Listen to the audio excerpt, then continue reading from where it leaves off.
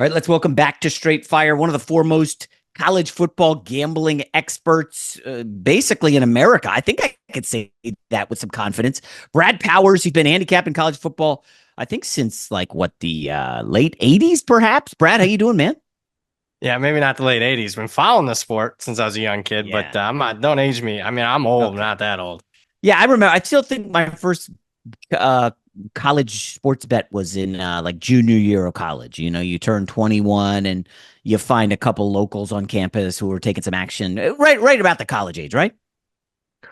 For me, I was a little younger. Oh, 10, I bet a Notre Dame Florida State game. at 10 years old? Yeah, 10 years old. Yeah. Oh Point my. spread. Wow. Did you know So, if it covered or not? Or yeah, Notre Dame won outright. It was a 7 point dog. oh wow. So you got the itch early. Yeah. Yeah, I got the itch early. Wow. Well, nobody's gonna be talking to Florida State here anytime soon. But Notre Dame, we could you want to start with Notre Dame? You're a huge Irish guy. Yeah, you're wearing a Texas Longhorns hat for those watching on YouTube. Nevertheless, Marcus Freeman stays. I think he probably could have had offers from the NFL, and they quickly re-upped him.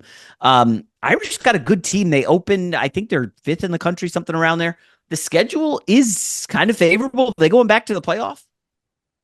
I think so. Certainly, you mentioned schedule being favorable. They're going to be favored in all 12 games. Toughest game is going to be week one at Miami on that opening Sunday night. Not an ideal place to break in a brand new quarterback who hasn't made a start yet. We don't know who that quarterback's going to be yet. It's an Oh, ongoing battle between CJ Carr and Kenny Minchey. Two talented kids. Minchey's more of a runner. Carr more of a thrower. Obviously, with the genes, with his grandpa being the Michigan coach, but. I think the rest of the team is as good as Notre, even better than last year's team as far as quality depth, as far as talent. Obviously, they got gained a lot of experience playing a bunch of top teams at the end of last season. They weren't healthy last year. I think people forget that. It's not like it was some magical dream run. I mean, certainly after Northern Illinois, that was, they had to win out to get to the playoff. But I mean, Jeremiah Love wasn't healthy during the playoffs. Offensive line was banged up. So if they stay healthy, they're just as good, if not better than last year, as long as the quarterback is yeah. not that big of a downgrade. Well, it's funny. Riley Leonard put up massive numbers at Duke. It seemed like they were like, "Hey, your strength isn't throwing. We've got a great run game and offensive line." He powers down and does a lot of handoffs and quarterback keepers. Do you think they go back? I mean, my buddies seem to think Carr is going to win the job. Do you have any insight or read into that one? I think it's going to be CJ Carr when it's all said and done. Just got more upside than Kenny Minchey. Mhm. Although Minchey can run, and I think you're going to see both at some point this year. And there Oh, might be a package because I mean, look, the Riley Leonard and short yardage running worked. That was their best offensive play last year. What was third and short? It was a guaranteed first down with Riley running. You're not going to get that this year, but uh, I expect to see both quarterbacks. I think they can be better in the passing game. It's not like Riley Leonard, was a great passer. no. I mean, I would say argue his two best passing games was probably the second half against Penn State and the second half against the Buckeyes. So, and you saw once they could throw the ball. I mean, Yeah. even two great defenses couldn't really stop this Notre Dame offense. I think they'll be better at wide receiver. I'm pretty high. I bet them to win the title. And What? I am a chicken little sky is falling, very like woe is me Notre Dame fan. But I've only made two bets to win the title this year. They're one of the two teams. Well, who's the other one? The team that I think is still being slept on, the little old team called the Crimson Tide of Alabama. I just, I think that was just, we can put that off for 1 year. DeBoer had a slip up there, but I still think he's one of the best coaches. And I still think this, is as good of a roster as any, if not the best roster in college football, provided Really? Ty Simpson can get them a lot more out of the passing game than what they got from Milroe the last couple of years. Mm, They got two great weapons at wide receiver and Ryan Williams.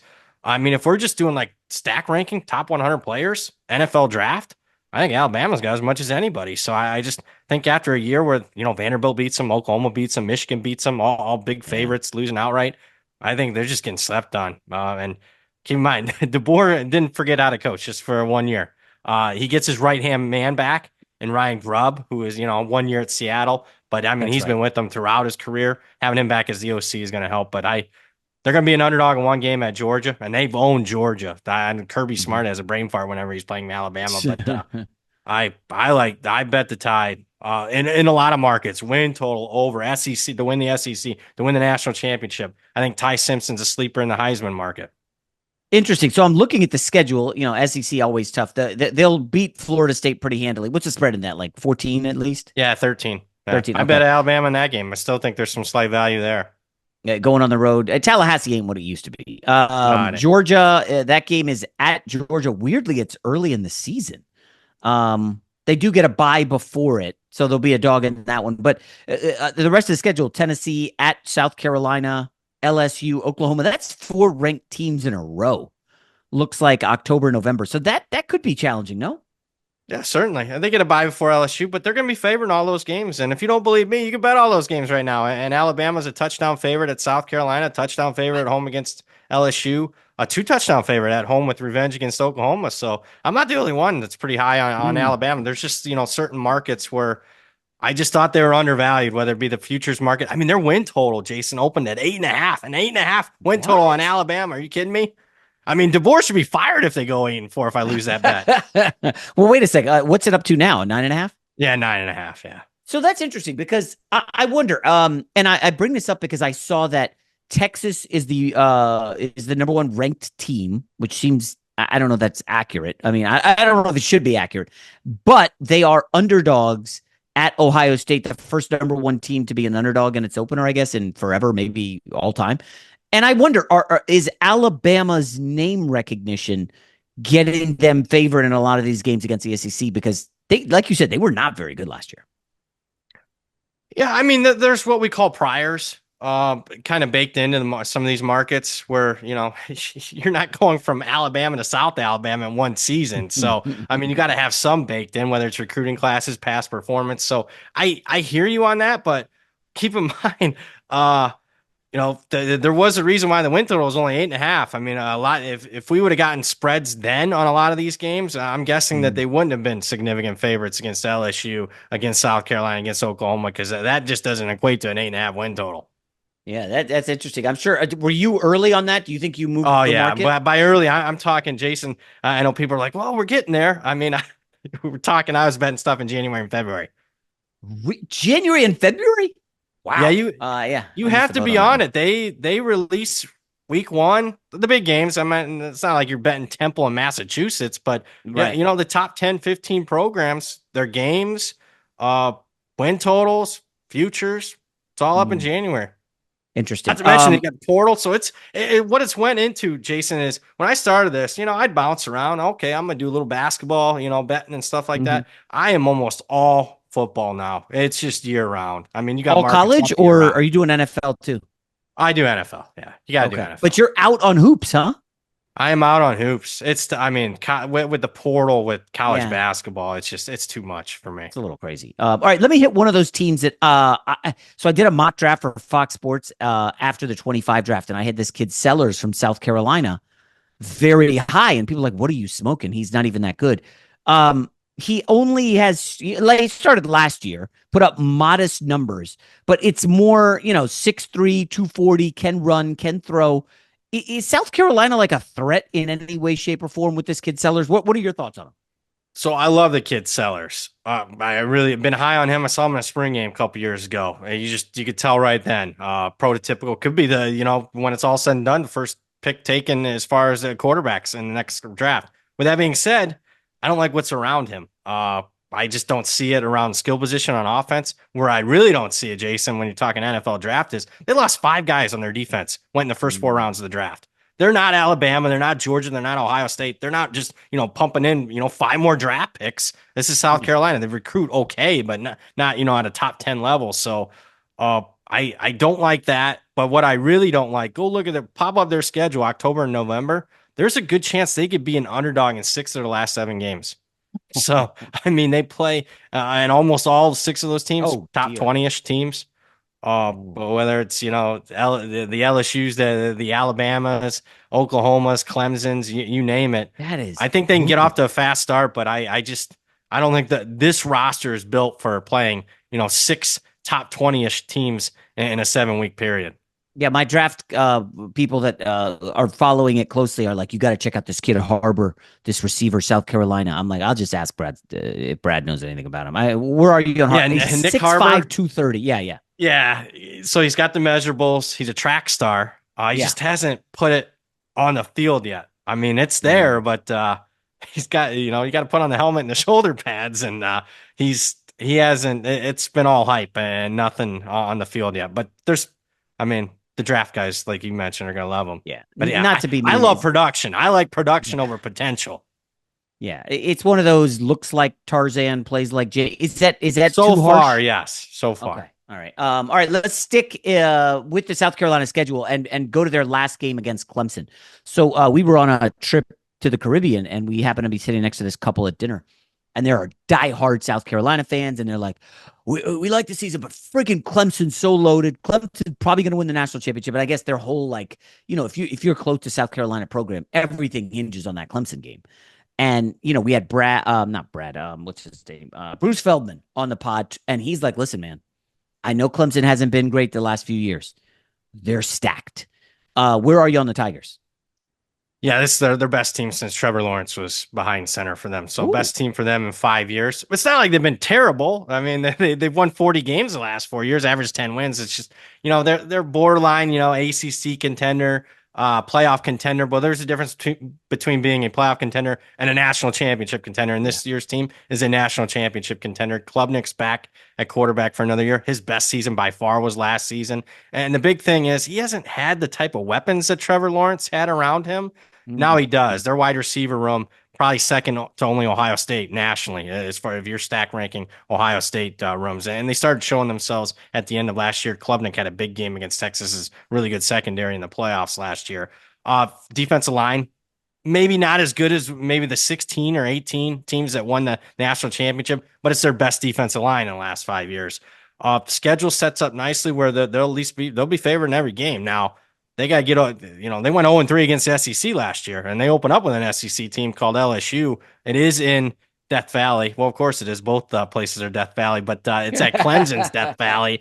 Uh, and the markets bet them up in this game. It opened under a field goal. It's blown through a field goal. Now they're 4.5 point favorite in that game. So if they win that one, that's probably their toughest game. Prior to playing that rivalry game at the end at South Carolina. South Carolina, beat them last year on their home field. So they're the runaway favorite in the ACC. I bet them to win the ACC. Went over their win total, which was 9.5. I bet Klubnik to win the Heisman. It's another team like Alabama where I got as much futures at stake on Clemson as any team in the country. I don't. Maybe it's because I've seen this quarterback for a few years, but I just I haven't seen awesome. I mean, I've seen solid and good, but I don't know that. What am I missing? Let me ask you that. What am I missing with Clemson? Well, I think it's tough for him because he's probably getting compared to Trevor Lawrence and Deshaun Watson, which were top two quarterbacks in college football for multiple seasons in a row. He's not that, even though I just said I bet him to win the Heisman. He put up Heisman-esque numbers. Go look at him, pull him up from last year. I go back to he doesn't have some of the talent like Trevor Lawrence and Deshaun Watson had around him at wide receiver or running back. Running back is a concern still this year. So I think too much has been put on his plate, and then he's also trying to live up to expectations of those two great recent Clemson quarterbacks. Yeah, let me ask you about that opener against LSU. Another quarterback. Again, maybe it's the hey, I've already seen this guy for a year or two. He didn't pop. But Nussmeier, everybody seemed a pro. He looks. I mean, I don't know. I mean, do you think he's that good? Is he a better? How about this? Let me rephrase it. Is he a really good college quarterback or a really good pro prospect, which are two very different things, obviously? Oh, I don't know if he's either. I think he's okay. a good So you're on board college with quarterback.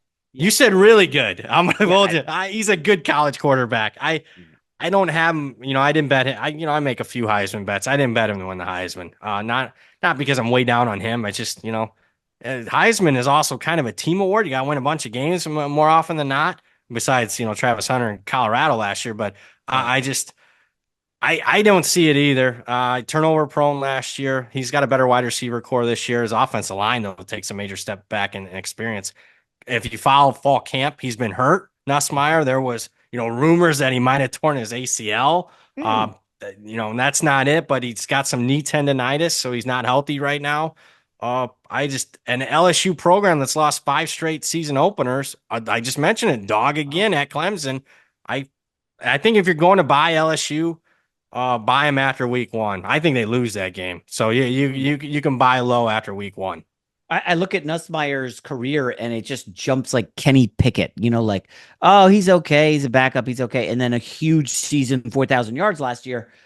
But was it just because he's, a 23-year-old quarterback now? I mean, the guy's old as hell to be in college. He's not Tyler Shook or anything, but sometimes you see these 23, 24-year-old quarterbacks, it finally clicks because they're throwing against 19-year-olds, Yeah, I agree with that. He's a coach's son.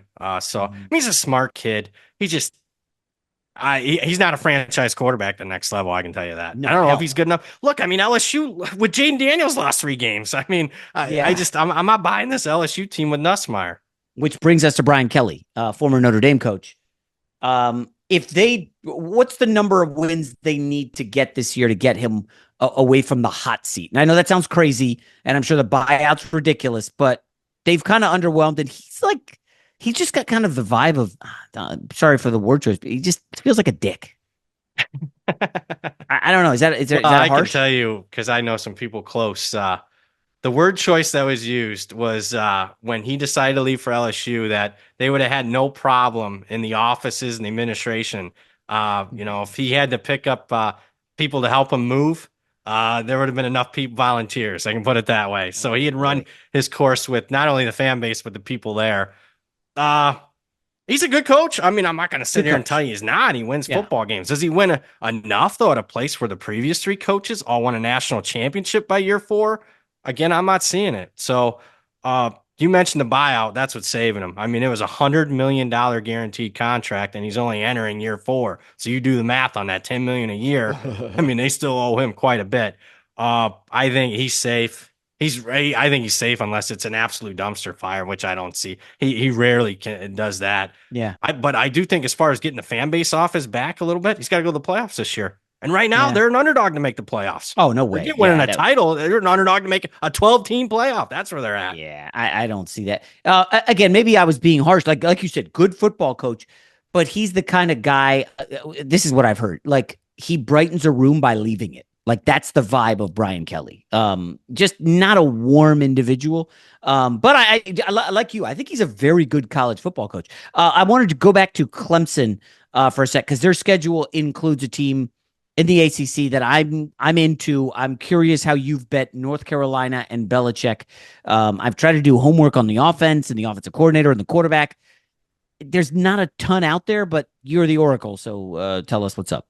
No, I wish I was the Oracle, but then again, I might not be talking to you if I was. I'm obviously joking a little bit but I am out. I'm not meandering here. I am out. I've been out since as soon as they posted North Carolina's win total at 7.5. I bet under. One of the first bets I made this offseason. I'm talking in January. I bet that. I also bet them against them in week 1. I think TCU takes care of business at North Carolina in that game. I don't like, I'm not when it came for a majority of that whole Belichick versus Brady debate, I was actually on Belichick's side for a long time until I wasn't. Until I got that data point with him without them, couple of years without Brady. He's mediocre. Brady wins the Super Bowl. And I'm always talking sample size data points. Well, we have 100+ data points with him without Brady as a quarterback. He's a below 500 coach. Now you're telling me he's in his middle 70s. He's the oldest coach in college football, doing something he hasn't done ever before in his career for the first time.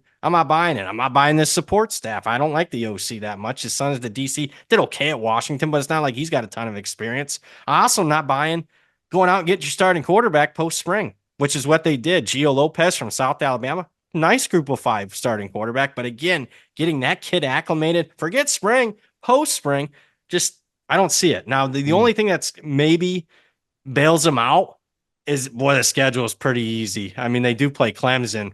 I do think they lose to TCU in the opener, but they're just as good as a lot of these ACC teams. But generally speaking, Jason, I think it's going to be a dumpster fire. Wow. Oh, so playoff is a bit rich. Okay. Way a bit rich. Yeah. Is that what you're betting? You think it'll be? I mean, I just think for fun. Belichick? No, well, it's interesting. You tore him to shreds there and did a good job. I guess a potential counter is, well, who the hell was Tom Brady? He went to Michigan as like the 7th string guy, waited his turn, had a good year, and then it's a 6th-round pick. Nobody really wanted him. And if Drew Bledsoe doesn't go down, what is Tom Brady? That's You a know, good point. I mean, I don't think there's any answer to that. It's why we love sports and everybody talks about it. Like if Bledsoe doesn't get knocked out by Mo Lewis and Brady comes in and just absolutely crushes, where do we ever get Tom Brady? I mean, it's Might really not. one of the Might crazier not. No, moments. it's a good point. I don't really know the answer now. Again, Brady works at Fox with me. He's obviously a goat. He's a super nice guy. But you're probably onto something that North Carolina. Now, this TCU game's interesting. Are they any good? Yeah, I think they're flying under the radar. Oh. They won 9 games last year. I think people, that since they played in the national championship a couple years ago, ever since that loss to Colorado in that opener to Coach Prime, Yeah. I think everyone threw that program in the trash, but very quietly off a 9-win season. Hmm. And boy, better this year. And here's the things. Sometimes you got to just read tea leaves and go just one step further in today's college football market. Sonny Dykes didn't go out in the portal. So the average number of transfers that a Big 12 team took this year, 26. What? 26 transfers. So a lot of turmoil in that conference, wide open conference. TCU took 12. So they took a little bit less than half of the average number. And Sonny Dykes, they asked him, he's like, I like my roster. So I like continuity. And I mean, the transfer portal can work great. Look at Florida State, worked great for a couple years. Then, the dumpster. There's too much variance with transfer portal teams. I think the teams, as far as I'm trusting with my bankroll, are teams like TCU that aren't dipping into the portal too much. Now that's interesting because Texas Tech clearly won the transfer portal. There's so many stories out there. I think ESPN, The Athletic, detailing how their billionaire guy was just like, "Hey, well, I'll write a blank check, whoever we want," and they went shopping and got a bunch of good players. Now it worked in the past for TCU. It worked in the past for Indiana last year. I think SMU as well. Do you think Texas Tech could surprise some people? Have you bet them? I have, because at least the early markets did not have that factored in as far as, hey, they just went out and got maybe the best transfer portal class in the country. Win total 7.5. They were like the sixth or seventh favorite in the Big 12. So, yeah, but price matters. And now if you're asking, am I running the window to bet it now? If this was the first number I saw, 8.5 with the overjuiced, and they're the co-favorite to win with the conference, I wouldn't be betting that now because I don't have high confidence that it's all going to come together and work. The quarterback is injury prone. He's okay. Baron Morton's his name. But again, it had another procedure this offseason. I don't love that. But in a conference like the Big 12, when you go out and get, in my opinion, on paper, an SEC caliber defensive line, that might be good enough to be the difference this year. So I could see it. It's not high confidence. It's not one of my favorite bets I made this offseason. I haven't looked deep into the Big 12, but it seems kind of weak. Their schedule includes Arkansas, Pine Bluff, and Kent State early. They do have to go to Utah and Arizona State. Is Kansas State any good this year? Kansas State's one of the top teams. So they're actually underdogs in those games against Utah and Arizona State. Utah is going to be maybe one of the most improved teams in the country. So that one's. Is your quarterback the guy who's like 31 years old? What's it, Cam Riesling? No. We finally, Jason, after like 4 straight years of every game, will he play? Will he not play? What's the injury report? No more of that. They got a kid from New Mexico, dual threat, ran for 1,000 yards last year, can throw it a little bit too. Devin Dampier. I like him so much. He's one of my 5 Heisman bets I made. What? Yeah, that's how good this kid Wait a is. minute. Hold on. So this guy comes from New Mexico? Yeah. And can run. He might be the best running quarterback in the country. And what I saw, at least, it was one of the few spring games I was able to watch, looks improved as a passer. Comes over with his offensive coordinator from New Mexico. So they're at least, he knows the system. Devin Dampier. Look, it was a huge long shot, 150 to 1. But, somebody out there might agree with me. He's down to like 50 to 1 right now. Oh, damn. Well, it depends. You could be moving the lines with your bets. If you put, I try to keep it quiet. I bet it under different, illegal. Hopefully they're not listening. I bet it under different names and whatnot. But I try to keep it quiet. So it's just not me, we got to move it. Oh, wait, this guy completed 57% of his passes in New Mexico? Yeah. 12 touchdowns, 12 the kid's picks? going to be good. Well, you do watch spring games. I do. When I see you post that stuff, I just start cracking up. All right. So, but Arizona State's the class in the Big 12, right? Yeah, they are. Now, typically when a team has like their best season, and since Jake the Snake was their quarterback almost 30 years ago, I would be like regression. This team's going to fall flat, right back to the middle. I don't see it. They got as much returning production as any team in the country. The only player of note that they lost, it's a big loss. He was the heart and soul of their team, Scatterbo at running back. But Scatterbo, yeah.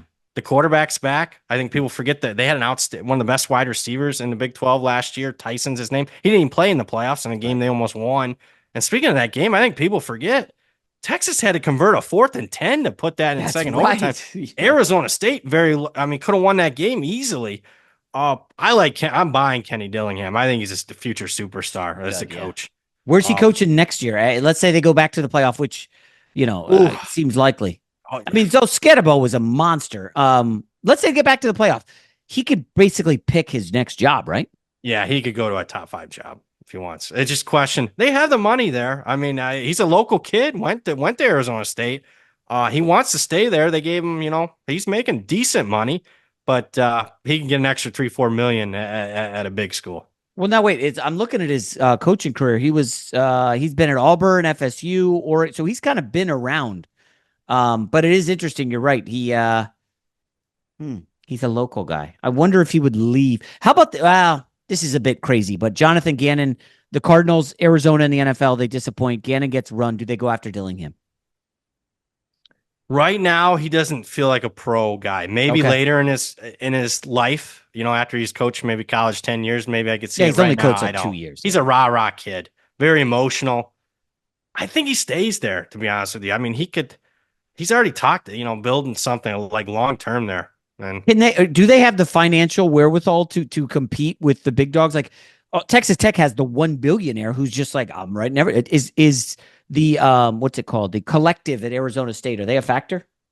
They don't as of right now, but I mean, you put together a couple seasons like they had last year. I mean, you should be able to get some support in a top 10 market there in Phoenix.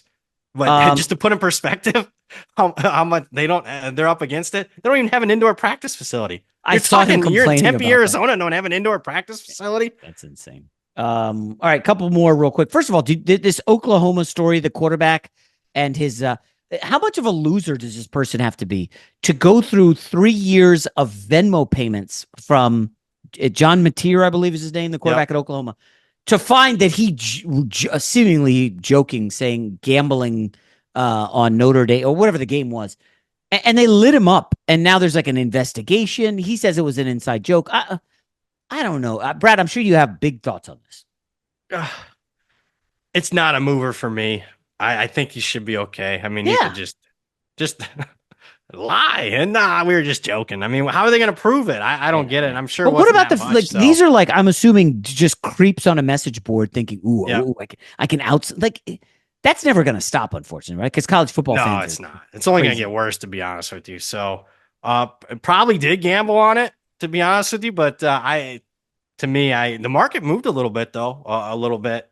There was some people betting just in case. I wasn't one of those people. I'll be surprised if he gets suspended. No way. No shot. All right. So Texas, Arch Manning, I would say I'll wind you up and go. I think they're overranked at 1. And again, Feldman made a good point. They got 4 new offensive linemen. I know it's 4 and 5-star guys, but there's a lot of newness there. You got to open at Ohio State. I'm on the Buckeyes in that one. Where are you on Texas this year? I'm going to concur. I think they are overrated at 1. Oh. I'm wearing that hat. I mean, I like doing that. People always going to be pro Texas. No, I'm going to be pretty anti-Texas here. At least it's all price comparative, but there's a reason why the win total is only 9.5. Have you seen a preseason number 1 team with a 9.5 win total? I haven't seen it in 15 years. Again, underdog in week 1 against the Buckeyes. I'm with you. I bet Ohio State. Anything under 3, Ohio State for me. You mentioned the offensive line. I think that was a position group that's the biggest question mark. They couldn't run the football in any of the big games last year. Couldn't run it against Georgia. Either one of those games. Couldn't run it against the Buckeyes. And I just mentioned that Arizona State game. They couldn't run the football against Arizona State, even though they averaged weight pound advantage, 60 pounds per man. They couldn't run the football there. So how are they going to do it with brand new starters? I don't see it early. They'll be an underdog at Georgia too. So, and then at Florida, there's some other game. The schedule's tougher. And most importantly, I can't believe we've been talking for a while here. I'm not buying Arch, at least compared to expectations. Not buying him. That's a hot take right there. What do you mean by expectations? Win the Heisman? Well, he's the preseason Heisman favorite. I mean, It's all Generational name. quarterback. People say he's the best college quarterback in a decade. Let me tell you, if generational quarterbacks don't wait till their junior year to play to be the starter. I think a couple years I talked to you. Now it was a good soundbite. I said 5-star last name, maybe 3-star talent, probably a 4-star talent if I'm being totally honest. But I don't see 5-star. I mean, his uncle Peyton, generational player. He started as a true freshman. I go back 40 some years. Marino, Elway, they all played as freshmen. Hmm. All the Trevor Lawrence starter, national championship, true freshman. If he's so good, I thought Steve Spurrier had the soundbite of the summer, and he has no filter. The old ball coach said Quinn Ewers went in the 7th round. I mean, it's not like he was behind, a surefire first round pick. If Arch Manning is so good, why wasn't he playing over Quinn Ewers last year? That's my question. So I think you get two answers. Okay, he is this generational great talent, lives up to expectations. To me, that's an indictment of Sarkisian. You could have won the title then with Manning if he was an upgrade over Ewers last year. Or the reality is, he's not a generational talent, and that's why he couldn't, start over Ewers last year. So I'm more in the latter of that. I think he's going to be a good quarterback. I just don't know if he's going to be able to live up to this hype. Not this Who year. has a better season, Drew Aller or Arch Manning? That's a good question. I'm not an Aller guy. Who do you like at quarterback then? I like Klubnik. Okay. Yeah, I don't like a lot of the quarterbacks. Carson Beck? I don't like Carson Beck. I mean, we'll see right away. I don't know if he's 100% healthy. I don't. Maybe the kid at Arizona State, Levitt? Yeah, I like him. He can run around. I'm looking for guys that are like undervalued that have some upside that aren't being properly priced. Levitt's one. I think Carson Beck's replacement, Stockton. I know he didn't look good against Notre Dame in the playoffs, but I think he might be under the radar a little bit. But no, I don't like the top of the board. I think Aller is going to be a bust at the pros. Wow, bust. Total bust. With that being said, going back to your question, I'm going to take it as in, who has the most success as a team. I lean towards Penn State. There's just fewer question marks in Texas, and the schedule's easier. But what's your concern level with James Franklin screwing something up in a big spot, whether it's in the regular season or playoff? So very high. So, I mean, power rating is just, I'm looking at talent, experience level, what you have last year, what you bring in, boom, bang, power rating. Penn State's number one in my power ratings. Not probably the weakest preseason number one team I've had in 10 plus years, but and they're not priced in the futures market. At least early, they weren't. They're as high as 16-1 to win the national championship. I did not make that bet. My power ratings scream to make that bet. Make that bet. They're the number one team, and they're like sixth. Had the sixth odds as far as the futures. I didn't make it because why? Franklin can't not win the big game. I know a lot of coaches can't win the big game until they do. Kirby's one of them. I mean, Tom Osborne back in the day was one of them. Hell, Jim Harbaugh recently was one of them. Yes. I guess you could say Ryan Day a little bit, but the problem is we have a bigger sample size of James Franklin with big games, and he's got like 1 out of like 20. So do you trust him to win 3 or 4 in a row? I don't. So who do you trust then this year? Because you said you only bet 2 teams in the title, but Alabama and Notre Dame. Even though they're not in the top 3 in my power ratings, I just think one of the 2 teams is going to have their quarterback be a hit, Notre Dame or Alabama. And if it's a hit, I think they have as good of a roster as anybody. And that's my pick to win the title. Either one of those 2. Is there a market to make the playoff? Yes, no, like a Texas Tech or like an Illinois or any long shots who your power ratings have higher than market? The one that I bet that this is the group of 5. Boise State's a runaway favorite in the group of 5. I bet them close to 3-1. But I'm not big. Like I'm not that guy that has Indiana. People had them to make the playoff at like 100-1 last year. I don't have that. I'm sure there's going to be a team that comes out of nowhere. Right now I don't see it. Okay. All right. Brad Powers. He's got a lot of bets. Are you can find him on, you still doing that with Todd Furman, college football? No, they can't, they came to an end after 10 plus years. What happened? Him and the other guy had beef or something? They decided to close up shop as far as that podcast. They're not doing it anymore. Wow. Oh, yeah, so where are you going to be all fall? You can follow me on Twitter, X, or whatever you kids are calling it these days. Brad Power 7. I'll do a few shows here or there. By the way, are you I don't know if I've asked you about betting politics before. I might have asked you that before the election. I don't even remember. Um, are you into that stuff at all or not really? I am. I bet it. It's you asked me last year, but I That's think right. it. Yeah. No, it's fine. I just think it needs to be. That is the big white whale. Uh, as soon as that gets legalized, I mean, there could be so much. You open Pandora's box, but I Yeah. mean, if you want to bring in tax money, uh, that is the market. Billions Yeah. upon billions of dollars. People betting, obviously, a ton emotionally. I really hope that at the very least, the presidential election gets legalized. Now, obviously, you can still bet in faraway places, and I have.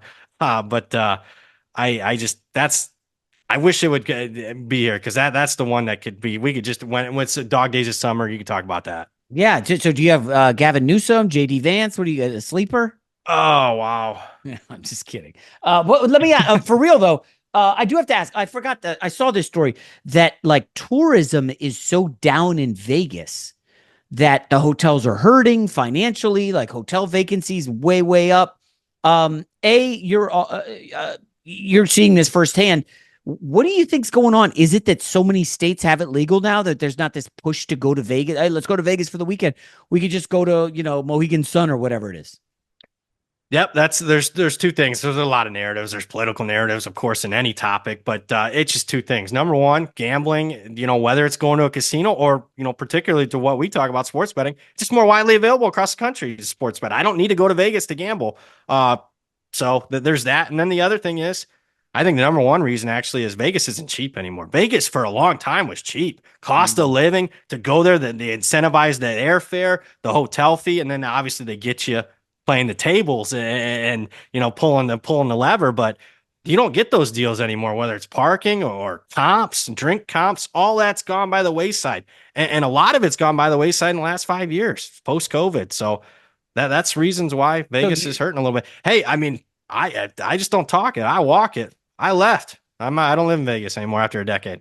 wow. So it's that bad there, huh? Yeah, I mean, again, I don't want to get political, and maybe it's somebody's thing, or maybe it's not. It's becoming more and more rapidly like California. That's just not. I mean, that could be a good thing, could be a bad thing. It's just not a me thing. So it just wasn't for me.